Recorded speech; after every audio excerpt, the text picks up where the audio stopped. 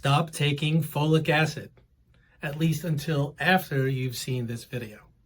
Hi, I'm Dr. Jim Vitale, and last week was Folic Acid Awareness Week, which I thought was odd, but I thought, well, this was an appropriate time to talk about the potential dangers of folic acid.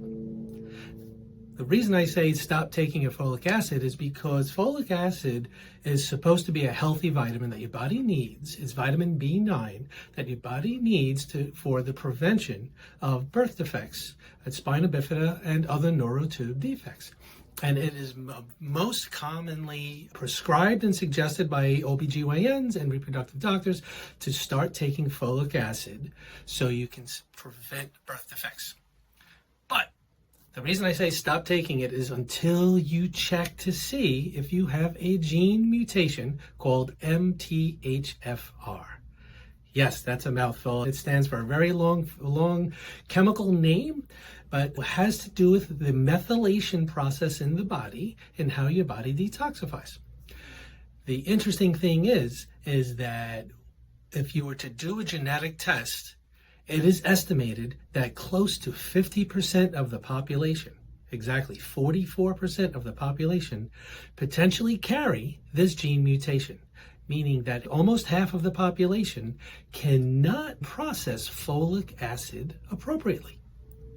So what happens when your body cannot process folic acid and use it in the methylation process of detoxification? It builds up homocysteine. Homocysteine is an inflammation marker in the body that basically creates thickening of the blood and creates this inflammation. If you were to take folic acid and you have the MTHFR gene, you're inadvertently creating this inflammation. So what is associated to this MTHFR gene mutation? Well, it's now estimated that it's linked to depression, it's linked to certain types of cancers, but most importantly is, for the work that I do, repeated miscarriages. Oftentimes, people who have this MTHFR gene and they're not aware of it suffer with multiple miscarriages until finally a doctor will start to run some tests and see, oh, you have the gene. And in that case, they put you on blood thinners and do an IVF transfer and hope for the best. But preventatively, more importantly, what you want to do is stop taking folic acid if you have this gene mutation. Instead, you should be taking the methylated version called 5-methylfolate. 5-methylfolate, you can consider this the pre-digested version of folic acid that your body can readily use, absorb, and put into the methylation process. And by doing so, it will bring down your homocysteine levels and reduce this inflammation. So that's why this is extremely important to know, do you have this gene or not? Now, there are many genetic tests that you can take now. 23andMe is one of them. He has some great tests as well. I'm a big fan of him. So find out if you have this gene mutation. And if you do, eliminate folic acid. Your vitamins should say methylfolate, methyl B12, because otherwise your body cannot use it. Secondarily, what's also important if you do have this gene mutation is you have to stop eating fortified wheat and fortified grains. This is why we probably have a history of health problems since the 1990s, because in the 1990s, the government decided to mandate food manufacturers to fortify or enrich all wheat products, wheat and grains, with this folic acid and other B vitamins to prevent the birth defects, which on a global scale may have been a good thing. Studies did show that it did somewhat reduce the incidences of birth defects and neural tube defects. But what is it causing the rest of the population to have? If you have this gene and you're eating a lot of folic acid that's been enriched in your products, you're contributing to depression, you're contributing to potential cancers, you're contributing to potential repeated miscarriages.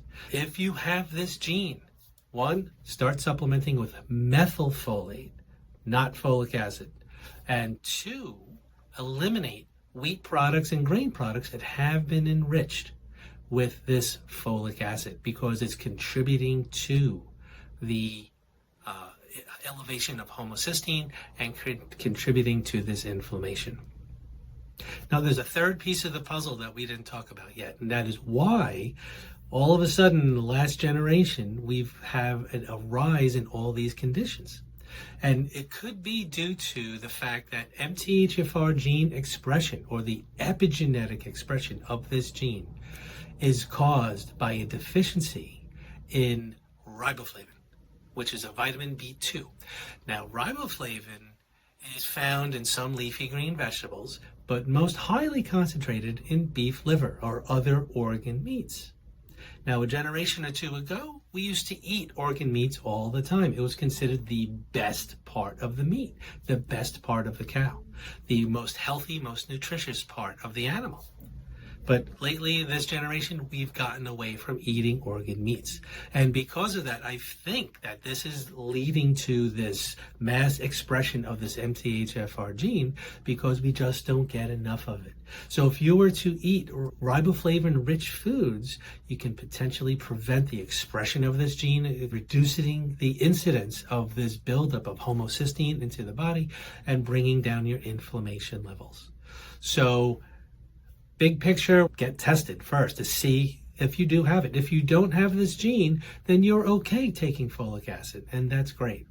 But there's a 44 out of 100 chance that you do have this gene. And if you do, stop taking folic acid.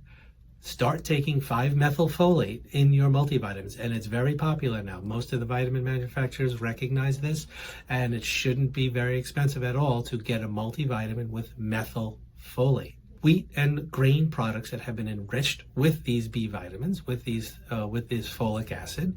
Imported wheat may have less of this.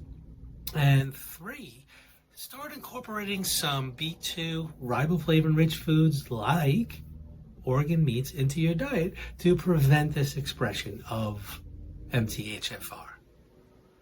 So that's been my health tip of the week. I'm Dr. Jim Vitale from Suffolk County Acupuncture. Have a great day.